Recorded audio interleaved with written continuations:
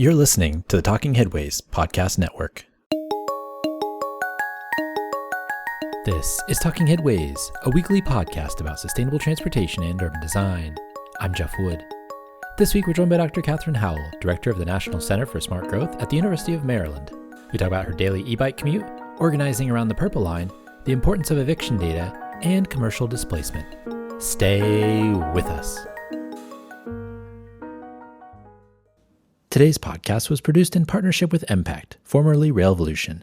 For a deeper dive on livability issues, visit impactmobility.org, mpactmobility.org. Hey everybody, if you're in the Bay Area, we'll be hosting a happy hour Thursday, February 1st at 6 p.m. with the Urban Environmentalists Bay Area and Streets for People at Elixir, one of the oldest bars in San Francisco. Looking forward to seeing folks there, and check out the show notes for more information. Today's podcast is brought to you by our super generous Patreon supporters. Happy New Year, and thanks infinitely to all the transit planners, bus drivers, advocates, and friends that support the show. To join this merry gang of zoning misfits and transit lovers, go to patreon.com/theoverheadwire.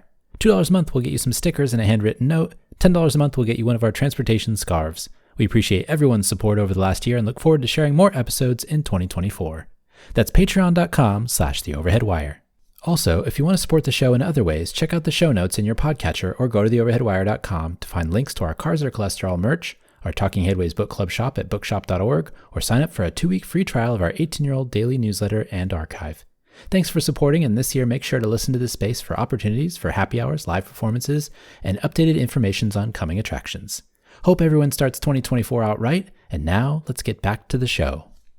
Dr. Kathryn Howell, welcome to the podcast. Thanks. I'm excited to be here. Before we get started, though, can you tell us a little bit about yourself? Sure. I direct the National Center for Smart Growth at the University of Maryland. I'm also an associate professor there. And previously, I co-directed and co-founded the RVA, or Richmond, Virginia, Eviction Lab at Virginia Commonwealth University, where I was also a professor. Awesome. Well, so I'm interested also, how did you get into this field of study, of interest? Was it something that happened when you were a small child, or was it something that you kind of fell into like many of us did? I would say that's a mixed picture. I grew up we were originally in Ohio, and sort of in that Rust Belt dumps out into the Sun Belt. We moved to Georgia in the 80s and moved to the suburbs. And that was my first real suburban experience. And I started to kind of look around and go, something's not quite right here. But of course, who knows what urban planning is when you're 12. And in fact, I didn't know until I was much older than that urban planning was a thing. And I worked in housing largely. I worked with a nonprofit organization in the summers during college doing home repair in Central Appalachia. And then after college and graduate school, I was working for state and local government in housing and community development, particularly. And when I started to look for PhD programs, I was a little unscientific about it. I had a master's in public policy. And so I looked at public policy programs and they didn't quite fit. And someone said, hey, you should check out Texas.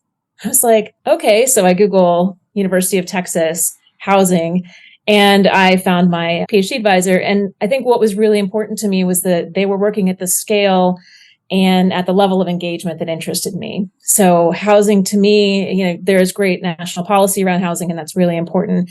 But housing happens at a very personal level and a very community level. And so I appreciated that that's where they were working, and they were very community engaged, which that was part of why I wanted to get a PhD, was because I was working in DC government and local government. And we were finding that while we had a lot of research needs and a lot of research interest, we didn't have a lot of research capacity because we were all sort of working flat out, trying to do a lot of different work. And I would map things as I could, but it was just really hard to get really in-depth work done. And so when I went to go for a PhD, I wanted to be really community engaged. I wanted to be community serving. And so that's actually really kind of how the career trajectories happened. But getting into planning was definitely a Google search, to be honest. And really, I was looking for something that fit what I was doing. Who was your advisor, by the way? Elizabeth Mueller. Oh, yeah, she was mine too. Michael Oden and Liz actually watched over my master's report. So that's cool. Share that in common too. Yeah, absolutely. How was your time in Austin? I'm interested in that as well. It's changed, obviously, since we were both there, but... It has. I went back, I don't know, maybe a year ago. I was blown away about two things. One was that the downtown, it was recognizable. And I can't even imagine if you grew up in Austin, how it must feel to sort of look around downtown and it's completely different. And I mean, I think it was pretty developed when I was there, but not that much. But what was even more striking was actually that the areas outside of downtown looked like they were frozen in time. Sort of the zoning has protected those areas, and they remain these single family areas. And it was just sort of really striking how much things had changed downtown and just immediately south of the river and in East Austin. But, the neighborhoods that had, sort of power and influence when I was there had retained that power and influence, and they had retained their single family detached housing, and everything looked the same. They could just walk to more things. Yeah, I'm sure we could do a whole episode on that, but we'll stop there. Yeah. I also read your recent commute diary at Greater Washington, and how is that bike commute going? Fantastic. I get real joy out of it, I have to be honest. It's a 10.5 mile each way commute, and I am really lucky. I live in Capitol Hill in DC, and it's about 3/4 of a mile from the Anacostia Trail that runs along the river. So I take that, and I'm on street for about 3/4 of a mile on one end and about 3/4 of a mile on the other end. I'm off street for the entire rest of the ride. And I get to see wildlife and the river, and it's just been truly stunning and just a great way for me to clear my head. And I love cycling. I will say I did buy an e-bike. I love cycling, and I wanted to love it at the end of the week when I went on rides on the weekend. And I think sometimes when it's your commute and it's, 20 miles in a day, it's a lot, but it's been a lot of fun and it's just interesting to have conversations with people about it. And like I said, it's there. I see herons, I see foxes, and a very fat marmot, lots of deer. It's pretty cool. Yeah, it's just fascinating to, once you're kind of on the ground with a place and feeling it through that slower, and not that an e-bike's necessarily slow, but, for me, like, for example, like I ran track in high school and in college, and I knew like 10 miles from the University of Texas, every single road, because I had run them all. And so I feel like you get that kind of experience being on a bike or even running or walking that you don't necessarily get when you're driving a car. Yeah, I always really enjoyed that. I've always felt very detached in a car in a way that I never really felt comfortable with. You sort of are detached from the people around you, the sights, the smells, the sounds, and being on a bicycle out running. I used to love going to cities and running before my cartilage decided it didn't want to stick around. But, the ability to really see that level of detail in a city, it's unmatched on foot or on a bike. And that's one of the beautiful things about my day is that I see some of the same people, some of the same workers going to this park that I go through every day. It's the same people. We smile, we say hello. It makes the world feel a little bit smaller than it did. And it just, I'm outside, which is I think there's a mental improvement to that, right? Yeah. So I feel really lucky that that's something that I can do. And I know not a lot of places can do that. And I will say I've been a DC resident, and DC's bike infrastructure has come a long way in the past 15 years, past 20 years, really, since I started biking in the city. Population has also grown and traffic has also grown, but the biking has improved. But, I'm biking into the suburbs, and actually I spend a lot of time going to meetings. Part of my job with the National Center for Smart Growth is meeting with elected officials, meeting with community partners and others. And I use my e-bike to get to all of them. And there was one that was a little challenging, I will say, but by and large, the suburban areas, particularly inside the Beltway here in Montgomery County and Prince George's County, have been really expanding their bike lanes. And, I traveled to the Netherlands, 3 years ago, and I watched all these kids biking to and from work, kids, 8 years old, all the way up through high school, doing this on their own. And I kind of thought, like, wow, why do American parents make work for themselves? Great way. I feel like every American parent should be dying for really great bike infrastructure, so they don't have to sit in the drop-off line, and they don't have to take their kids to every single event. It always astounded me. I got stuck behind a group of middle schoolers going to school one day, and I was like, wow, universality of middle schoolers is incredible. I think that it does offer a lot more independence. And I think people think about car as independence, but ultimately, I can park anywhere. I can get somewhere pretty quickly. I get to be outside. I don't have to wait on traffic. And that's the beauty of it. I think of good transit and good bike lanes. I think it creates a whole lot more independence at all age levels. Yeah. I like that idea of adult independence too from their kids and thinking like that. I think that's something that Chris and Melissa Bruntlett talked about in one of their books as well. Obviously they live in the Netherlands now, and they were like, oh, well, we can do stuff where we don't have to worry about whether our kids are going to get to where they're going to go. It's amazing. And I think that there's a lot of folks that feel that way. And you're right, that we make ourselves do more work than maybe we have to. Well, you've been at the National Center for Smart Growth for less than a year. What do you think of, I know this is kind of a tough question to start off with, I apologize, but what do you think of the term smart growth and how does it still work? And maybe what are some of the issues that you've come across? You actually had a great question because this is one that I have wrestled with a lot. So I come from my background really is in thinking about tenant rights and anti-displacement and community power. And so when I've told friends that that I was moving to this job, there were a few reactions. Like some people who know me and know kind of how I can take things, they're like, oh, that's really cool. And other people were like, oh, interesting. And I think that it speaks to kind of what smart growth has missed in a lot of ways. Smart growth really started as a movement, and it was really thinking about these questions of environmental sustainability and community sustainability. And even early in that time, there were activists that were saying, hey, look, like we've got to think about community benefits and they've got to be evenly spread. They were looking ahead at this time. And frankly, in the 90s, when smart growth really took off, the 90s was not exactly a time when people were like, yeah, I'm moving downtown. Heck yeah.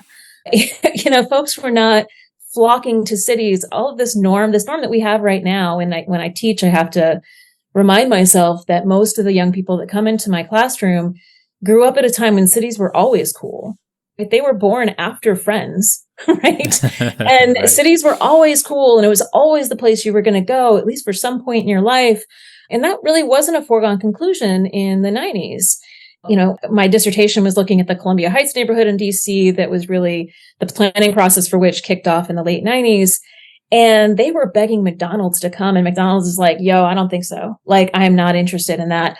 And, they were begging people to come and be anchor institutions. And now that's not the problem. But it's hard for people to understand that saying that, look, we have to make sure the benefits are equally spread out.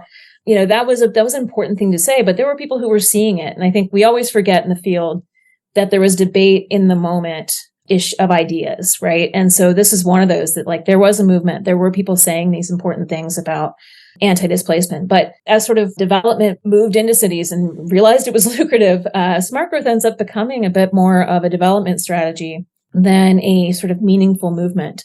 Where we say, yeah, we want a little, downtown outside of the city. We want, the city to be walkable, bikeable. And we forgot that it's not really sustainable. It's not really smart if it doesn't include people who've been there, if it doesn't include thinking about the meaning of that place and how do we incorporate existing residents and in fact, center existing residents in the work because they're the ones who are most vulnerable when displacement happens, frankly.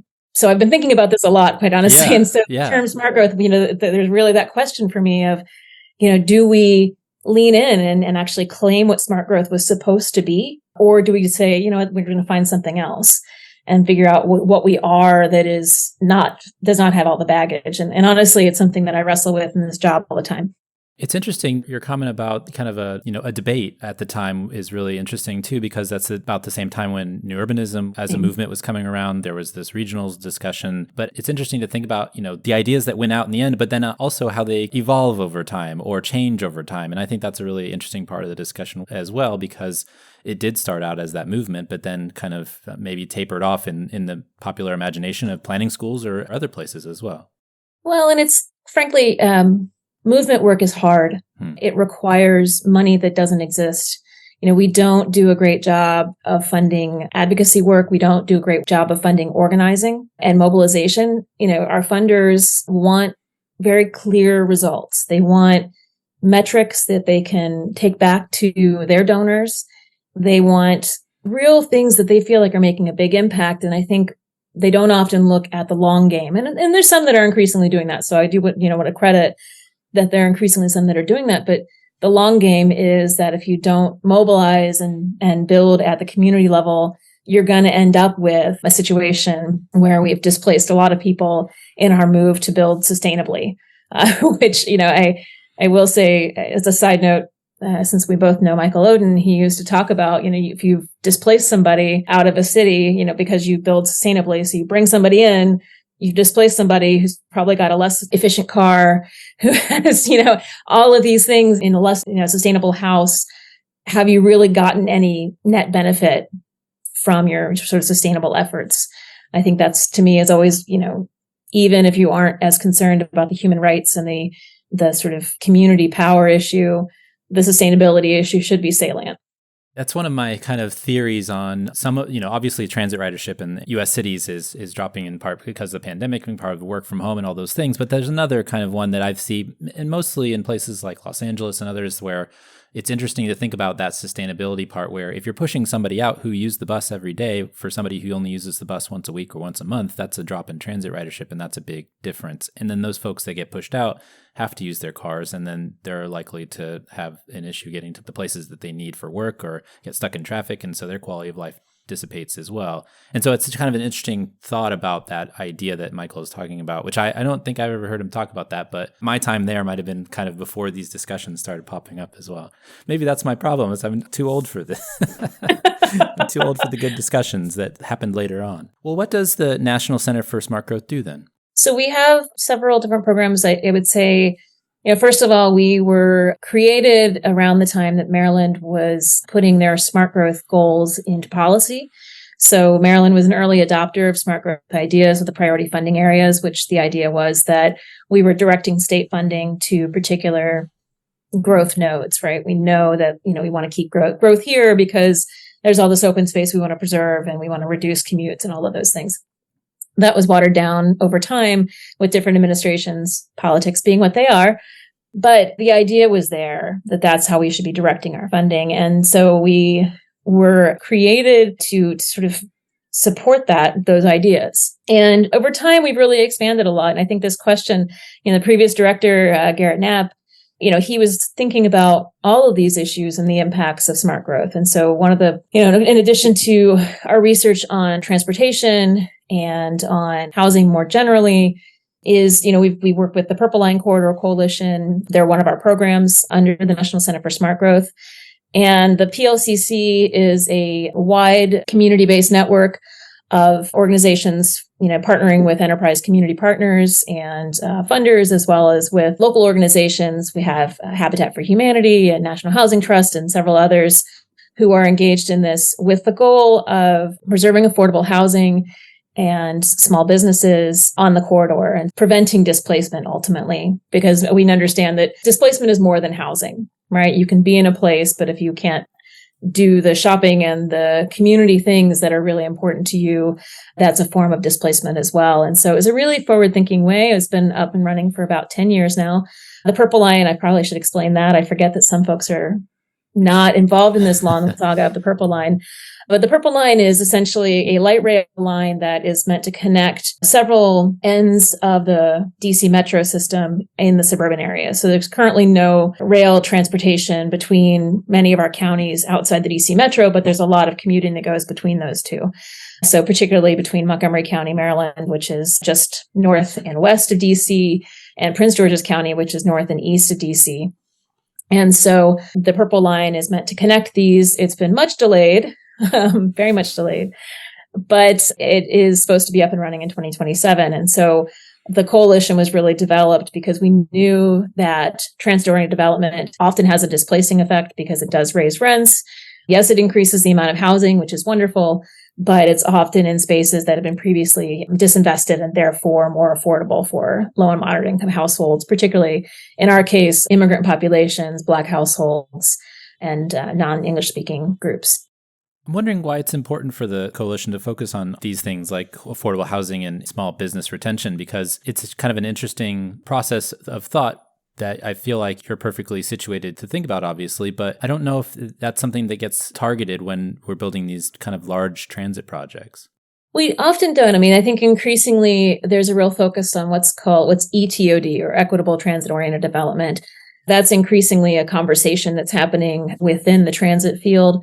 And it's really focused on thinking about not just the outcomes. Yes, it's affordable housing because it's not very smart. It's not actually transit oriented. If, as we talked about, you displace somebody to somewhere where they can't take transit anymore. And so the idea is that, we have to focus on the anti-displacement element as we are growing, right? We know these impacts. We've got decades of research saying that this is an impact of some of the investments that we've been making in our transit areas. And businesses are sort of the same, right? Rents go up for businesses as much as they go up for housing. We do demolitions of old shopping centers. This is particularly relevant in this case, which is in the suburban areas. We have all these old shopping centers that came up in the 70s and the 80s and the 90s that were very car-centric. So huge parking lots, big anchors, or one story that don't really match what's going on with a transit node and the ability to really could be, because at the same time, we know that transit stops are most successful where there is density. And so the combination of those things mean you have to be really attentive to who lives there when you get started and who's working there, who's owning businesses there, because when you do a demolition and build a new building, it's really hard to keep those spaces affordable for existing businesses, legacy businesses.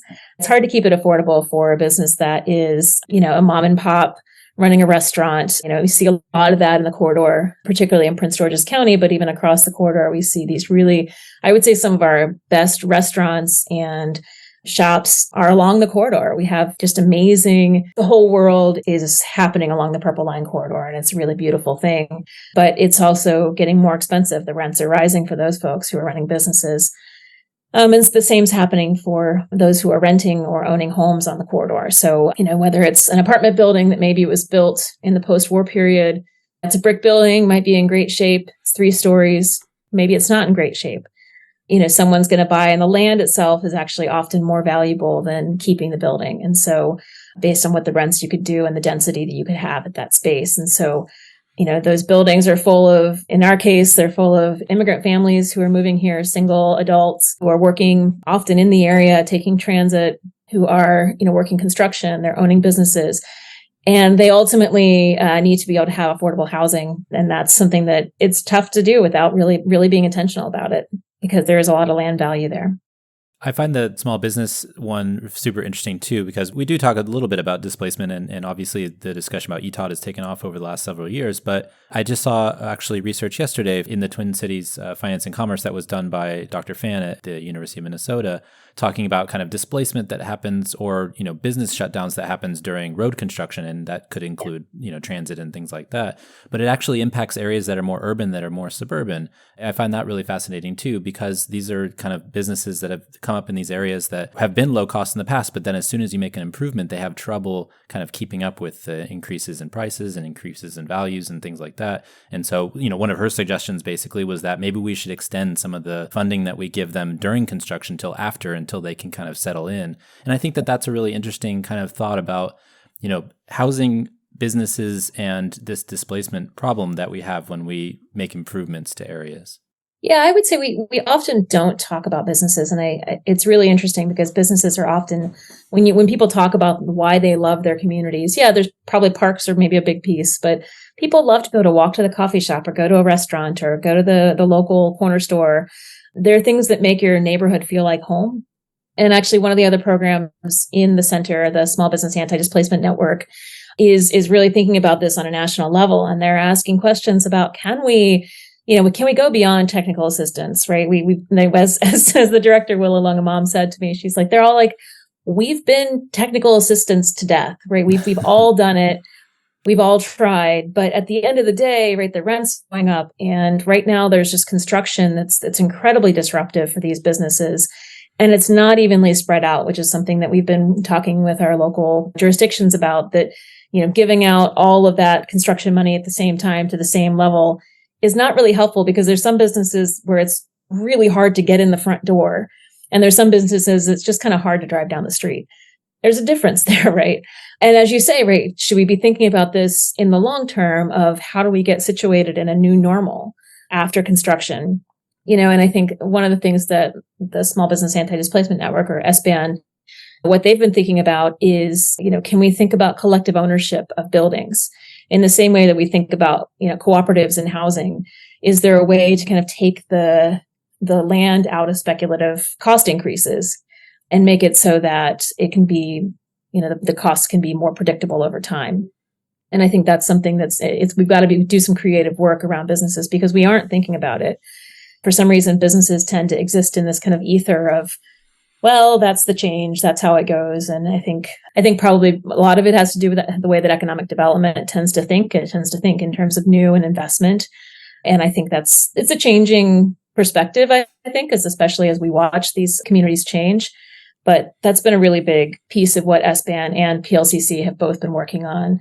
PLCC at a hyperlocal level and SBAN at a national sort of network approach. And they had their conference in, I believe, early November. They brought folks from all over the country thinking about these issues. And it was really exciting and energizing to see people start to look around and go, oh, you're having the same problem I'm having. Let's talk about this. And the CDFIs were showing up and they're like, hey, we can work with you on this. And here's what we're doing that's creative in this part of the country. And it was really exciting. And that creativity, I think, is a big piece of, I think, what's needed in that space. Yeah. It makes me think of some of these smaller spaces are places of innovation, even in food and, businesses and retail that you can't do and if you have to pay more rent, right? Yeah. I think of places and I don't know if this is necessarily the case, but it's the thing that popped in my head and you might know more than I would, but Beaufort Highway in Atlanta, thinking about kind of the food innovation that's happened there to the point where it gets, nationally recognized as a place to go if you're into food. But it started out as just kind of a few people starting businesses because they could on a highway. And so, those types of ways of innovating and also the cultural memory they create as well that you don't want to take away, the ideas that you don't want to make your life disappear that you remembered, right? It's kind of those things that's happening as well. Absolutely. It was interesting. I went to lunch with a couple of community partners and our director of the PLCC, Sheila Somashaker, and we went to this Indian place there and she's like, oh, my parents always come here. And she's right from that area that we were in. And she's like, my parents always come here for their takeout. And I was like, oh, okay. And they've been in the community for a long time. And it was just sort of these touch points of places and, another person being like, oh yeah, no, I remember this place from, this thing. And it's really interesting as I've gotten to explore more and get to know the work that folks do in the center. It's an exciting spot to be. Yeah. I mean, it's really cool. Well, the previous podcast that we just released from the conference in Phoenix focused on health in all places. It's about major healthcare providers like Kaiser Permanente and philanthropy like the Pew Charitable Trust, thinking more about health and transportation and housing. Have you collaborated much with the healthcare and philanthropy communities in the area where you're at? A little bit. So Kaiser Permanente has been a really strong partner with us over the years. And they've been a really big supporter of the PLCC because they realize this, right? This is this idea of keeping people in place so that they can realize the benefits of being in walkable, transit-rich communities that remain culturally relevant and that remain connected, both from a community standpoint, but also to services and amenities and doctors and all the things that people need in their daily lives. So it's been actually really exciting to have that partnership over the years. And we haven't done as much with others as I recall. So again, I'm still pretty new, so I don't know all the partners, but Kaiser has been a really great partner for exactly these reasons. I think they recognized exactly what we were trying to do as an organization. Yeah, I feel like it ties together a number of threads that we've been talking about. Your research in the past is focused on physical and cultural displacement, which we just talked about a little bit, but I'm wondering, kind of what connections we can make between allowing businesses to thrive, people to thrive, but also the health outcomes. It feels so important. It makes me think of Dr. Mindy Fullalove's idea of root shock, right? Like the whole thing of you could have these adverse health impacts just from leaving a place that you loved for a long time. Well, in the work that I did in Richmond around eviction and housing displacement there, we really found that the more we researched that actually the threat of having to move, that sort of constantly having that over your head was a huge stress. And when you talk to people who have been through an eviction and then the eviction follows you around, there are very few places in this country where your record is sealed after an eviction. And so that means that your next landlord will hear about it. And someone described it as worse than a criminal record. And if you can imagine the stress that has on you, the lack of stability, the feeling that you might be unstable, that has huge implications. I can only imagine how parents must feel if they know, their kids' whole social networks, their parents, if they're in a multi-generational household, schools, and all of those things make a huge difference. And I think we discount a lot of times where we live as being really important. And for those of us who are very housing stable, many of us have chosen to move. I've moved, something like 23 times in my life, but I've chosen it every time. And so, yeah, it's destabilizing, but it was my choice. And so I was able to make a decision about where to live, what kind of job I was looking for, all of those great pieces. But when the choice isn't yours and you don't actually know when it's going to drop, the mental health, which I think really translates into physical health, is huge. And then if you are displaced, or you lose something that is an anchor for safety, or like right now, in the corridor we've been discussing, the roads are so torn up, you can't really walk. It's like I'm watching people with strollers try to get over a, sidewalk that's been ripped up. It's appalling, but walking is a huge part of health. I've biked it, so I also am aware that it's not a hoot for biking. So, I just think about the health impacts from a physical health of this disruption of losing these touch points for the mental health. It can't be oversold. And I really appreciate that healthcare is thinking about these things finally, right? Like this disconnect between housing and health. Right? We talk a little bit about physical housing conditions and health, right? All the connections to asthma and lead. Those have been ones that we've been talking about for years, mold, all of those things. But I think we often don't look around that and think about what does it mean and to our health to be housing stable? What does it mean to be housing unstable? What does it mean to be community unstable? If your community is constantly changing, you are losing your networks because people are moving away. Maybe you own your house and you are not, paying a mortgage anymore, but your neighbors are going and your neighborhood doesn't really feel comfortable to you anymore. All of that has real implications on the body. I was thinking about this. I lived in the same place for about 16 years, and I feel like it was pretty stable. Obviously, I was there for 16 years, but because I was renting it, it was always a threat kind of hanging over my head of, oh, will this be the year that I have to leave? Or will this be the year that I have to leave? And so even being stable, I could feel that, weight. And I can't even imagine what it would be like if it's, more real over time. Somebody gets evicted or somebody gets displaced because of the rents rising or things like that. So it is a real threat. And I think that maybe we discount it to our detriment over time. Yeah. Well, and I think we also we say, well, just go own a home. Which for so many reasons, I think that's I'm laughing because it's right? Yeah, I'm laughing because it is comical, right? Because not everyone, first of all, not everyone is in a place to own a home. If you don't have time to deal with home repairs, then it's a lot. Like I always joke, my partner and I went on our third date to go buy a new water heater for him, and I laugh about it now, but of course, like really, this is what we're doing. But I think that there's really there's a stress to that, of course. But we'd sort of say homeownership, that's the answer to instability. Well, the answer to instability is what the rest of the world has been doing for decades, which is tenant protections. And so that people have predictable rent increases. So they know that if they pay their rent and they don't violate any rules, then they can stay, right? Because the landlord can't just sort of say, you know what, we're not going to renew this year. And in a lot of places, that's not the norm. I mean, DC has it's a just cause eviction law, so you can't be evicted. Your landlord has to renew your lease if you're following all the rules. But in Virginia, you can be doing all the things that are right, and the landlord decides they don't want you there anymore, and you're out. Yeah. And that's not counted in the eviction numbers, but that's still a forced move. In many places in the country, that's the norm. And I think we have to really reimagine housing tenure, and that renting is not just a step to homeownership for a lot of folks. It's actually a sort of lifetime situation. And that doesn't have to mean that you have to be unstable. I think we have to really reimagine that. Yeah. Well, with all the work at the Center on the Purple Line, small businesses, and active learning, what are you finding out about the structures or policies you need to really push for community involvement and good community outcomes? That's a big question. I'm looking for a number between 1 and 1 billion. We're trying to get all the answers in one podcast, I know. See, I think we talked about this. I don't have all the answers. I don't either. Well, I think some of the, there's some micro level things that we've been working on. And I think that really some of our partners have been pushing, which is questions around how do we protect tenants in changing places? I think I've worked in DC for the past 20 years, but the counties have also been really making strides in thinking about how do they do rent stabilization so that there's predictable rent increases. And that's been a really exciting thing to watch. I think we often think about rent control as some, friends thing where you're paying $300 for rent for this enormous apartment that you inherited from your grandmother.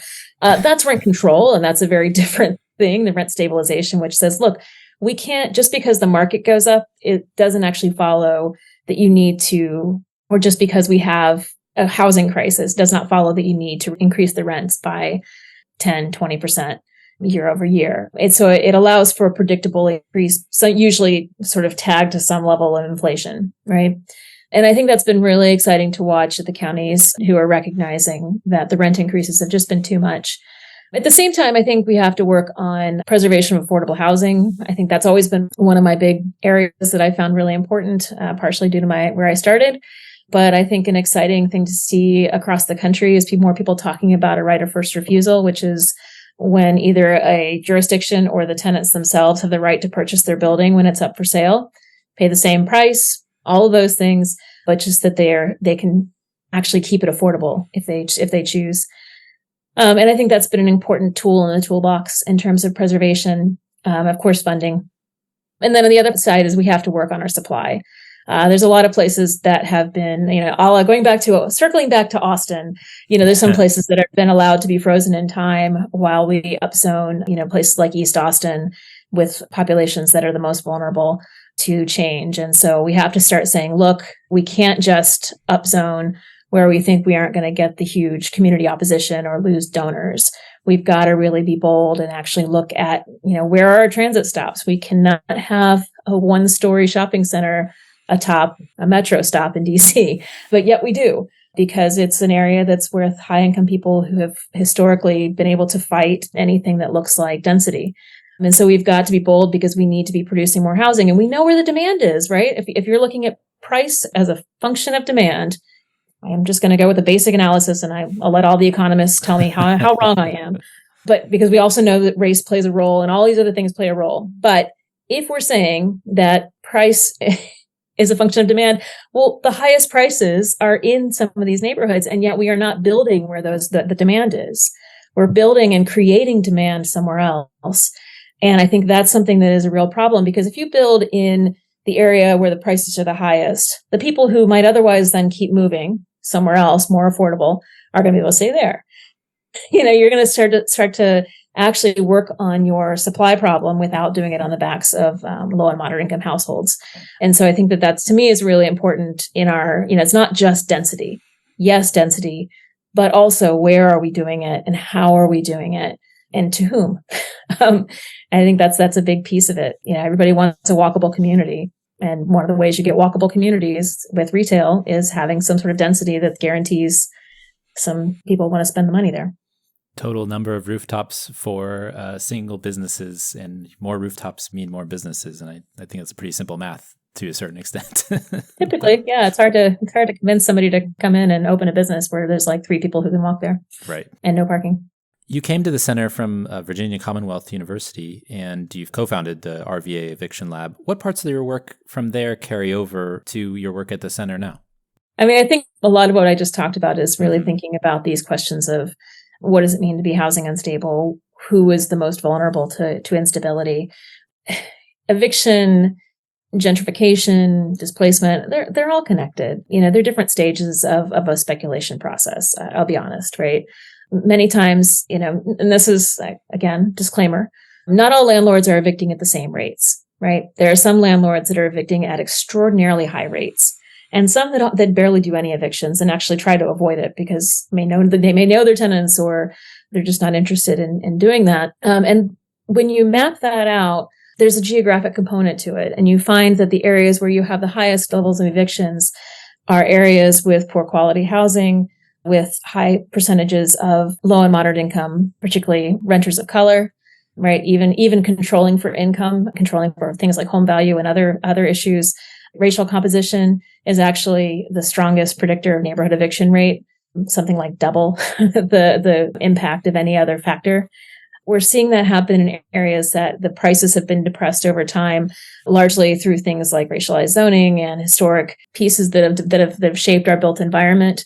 Things like urban renewal and disinvestment and all of those things. And so, we're seeing that as a speculative piece. So people will buy a building, not put a lot of money into it, and are able to then kind of churn through tenants pretty quickly. And the fees are actually often quite lucrative. And I would say, many people have done a lot of research on this in Atlanta, and obviously Princeton has puts out a heck of a lot of research on this on a daily basis. But, a lot of folks are finding the same thing. It's not just us.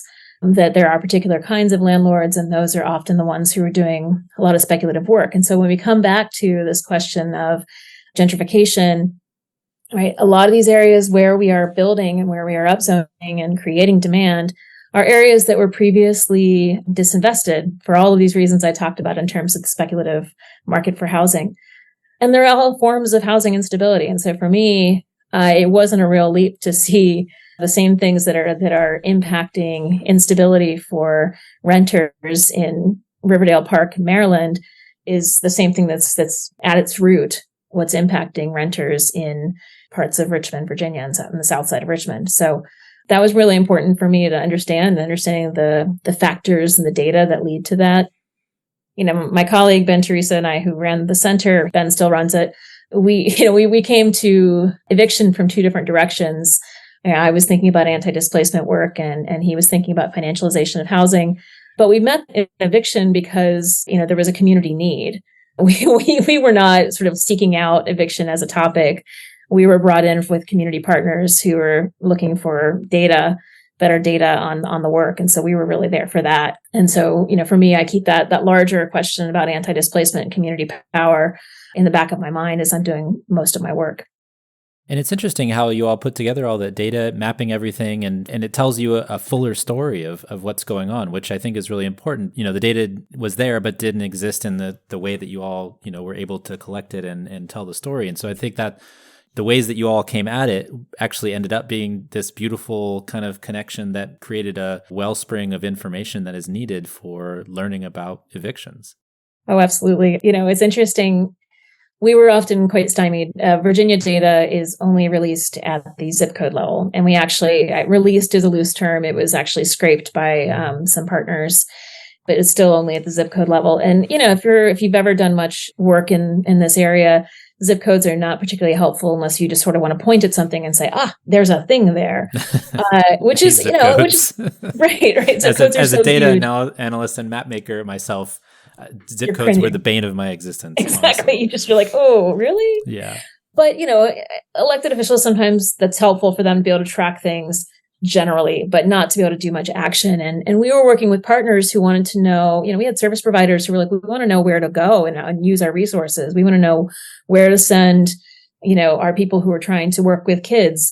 And the organizers were like, we want to know who owns what buildings so we can make these connections. We want to make connections to other things. And we want to know where we reach out and try to organize the tenants. And you can't get that from zip code level data. And so we're sitting there one day in a meeting and we're just like, what if we started the other direction and started with the parcel database from the city, fill in the data after that? And that's what we ended up doing initially just for the city of Richmond. And we expanded to the two surrounding counties. And then we built a partnership with the University of Virginia, who has some fantastic data scientists connected to the Equity Center there. And we were able to develop the Virginia Victors Catalog, which put the data out at the landlord level with a few caveats. We still have, obviously, everything's kind of hidden behind LLCs, but we did do a lot of fuzzy matching and learning these terms to sort of collapse some of the data categories, because you'd have a lot of different people under slightly different names that were the same entity, et cetera. But the idea being that, look, we aren't interested in pathologizing tenants, right? There's a larger issue going on there. But what we are interested in is looking at these high evicting landlords, because, again, it's not uniform. Some landlords are not evicting very much and others are evicting a lot. And we have to really kind of think about the structures that are in place and what are the incentives in place. And we can't do that without really understanding who and where and how it's happening.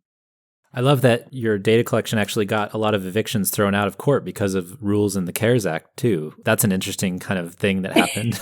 Yeah, that brought a lot of joy. We didn't hear about that until I think like 6 months later. No, so we were able to, so Ben brought in this information about financialization, and his dissertation work and early research was looking at rent control buildings in New York City and really doing a financial deep dive into these buildings, because New York has just a wealth of data. And he included who financed the buildings. And so as we were thinking about developing this database, we said, well, why don't we just add, we should just add this in there too. Who knows if we'll need it, but let's just go ahead and add it in there because it's an important data point for all these reasons.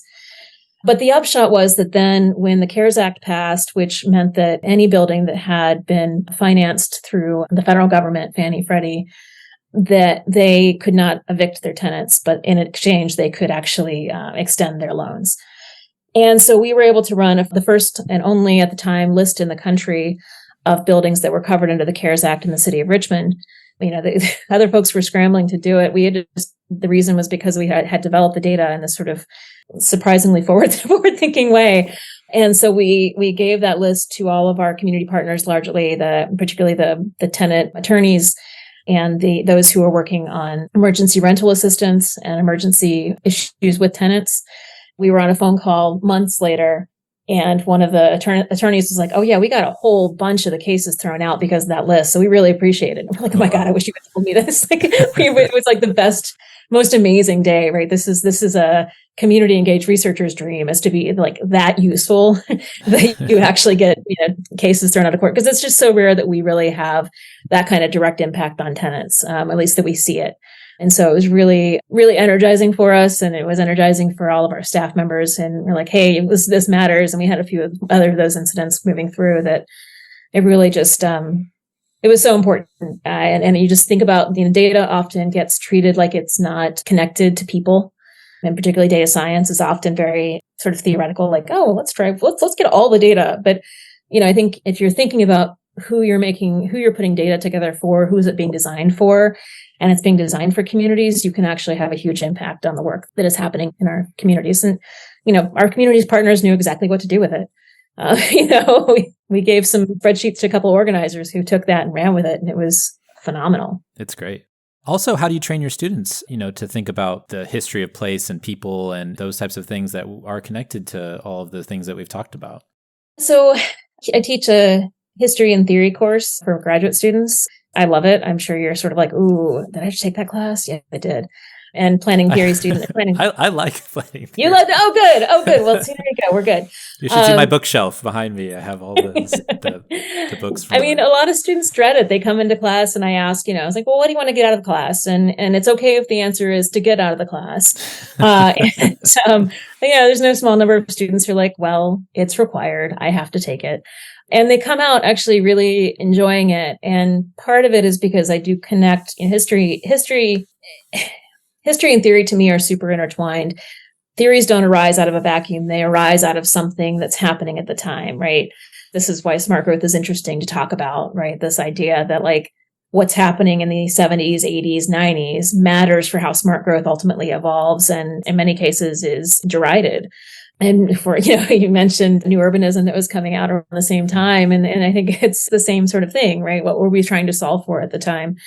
And so I do a lot of really digging into, original sources. I always think that's really important.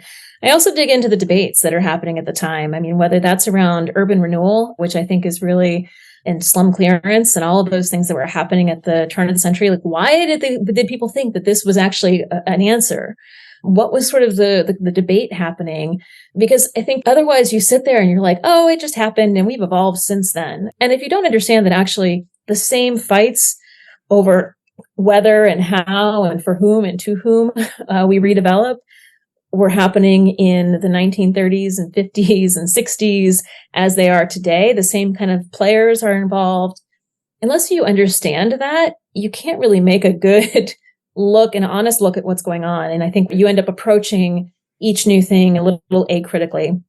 And I think that to me is really powerful, is that there were fights over urban renewal. You had, on the one hand, you had historic preservationists who were like, "Well, we've got all these great historic assets that we're losing." And you have some planners who were like, "You got to be careful what we tear down. There's life between buildings." They're saying all these really things that we think about today. You have Jane Jacobs, who's talking about the street ballet and the importance of eyes on the street.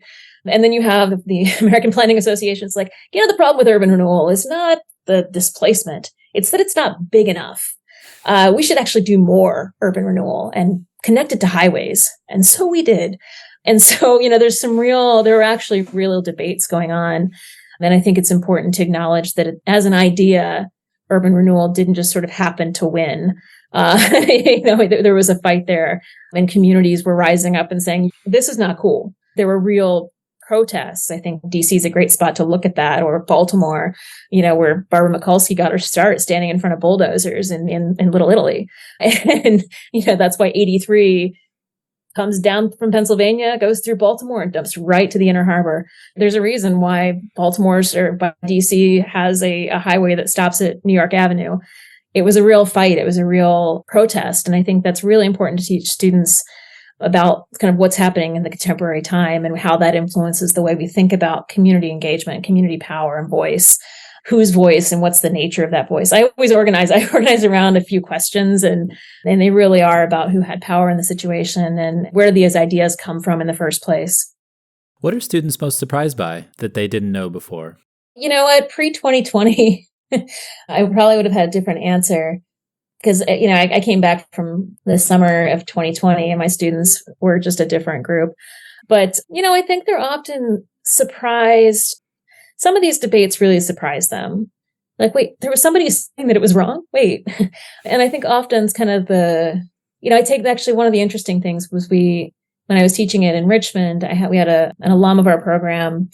I had asked her to take students on a tour of the Shockoe Bottom neighborhood in Richmond, which is the oldest neighborhood in the city. And it was also the center of the second largest slave trading area in the country from 1845 to 1865 due to Louisiana Purchase and the depletion of soil in Virginia. And I think they get really surprised by what pre-zoning life was like.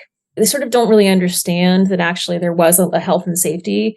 There was a really complicated conversation happening around housing and health happening at the turn of the century, because cities were not healthy places to be, and zoning arose for a reason. And that, some of those reasons were really good. It wasn't healthy to be, seated next to a tallow factory and all of these things and not have great sanitation and all of these, these pieces.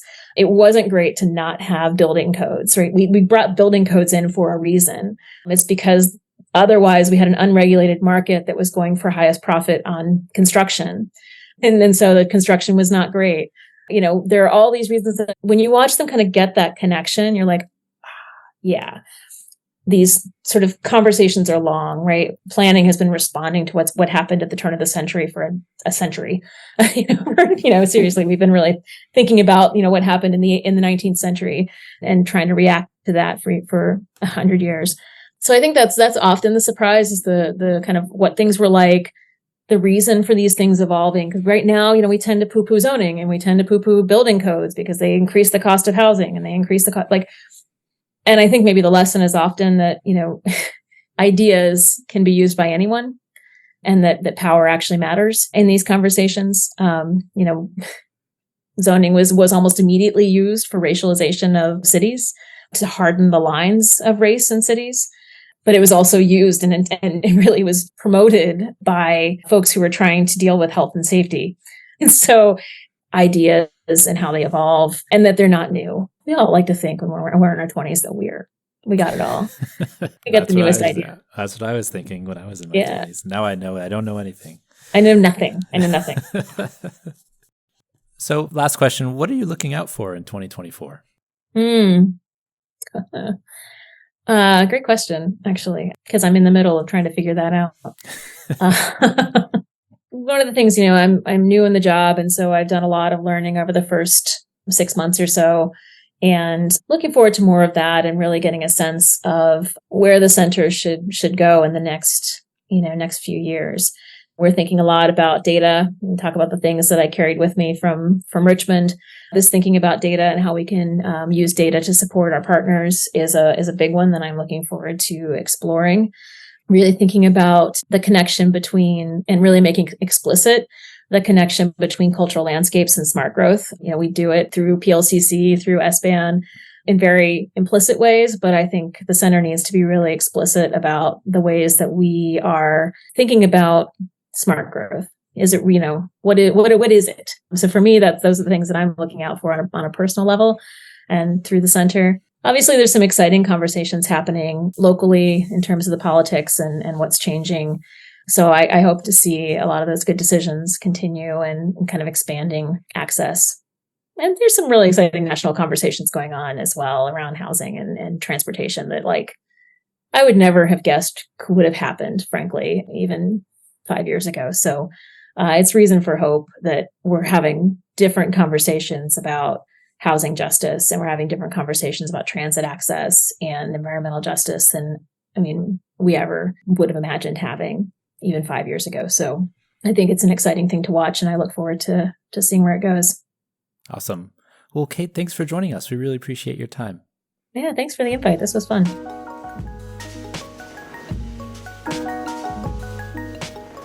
And thanks for joining us. The Talking Headways podcast is a project of the Overhead Wire and published first at Streetsblog USA. Thanks to our generous Patreon supporters for supporting this week's podcast, and you can find out more at patreon.com/theoverheadwire. And sign up for our 17-year-old newsletter by visiting theoverheadwire.com. To get the show each week, follow along at your podcatcher of choice, including Spotify, SoundCloud, iHeartRadio, YouTube, TuneIn, Apple Podcasts, and many, many more. And if you can't find it there, you can always find its original home at usa.streetsblog.org. We'll see you next time at Talking Headways.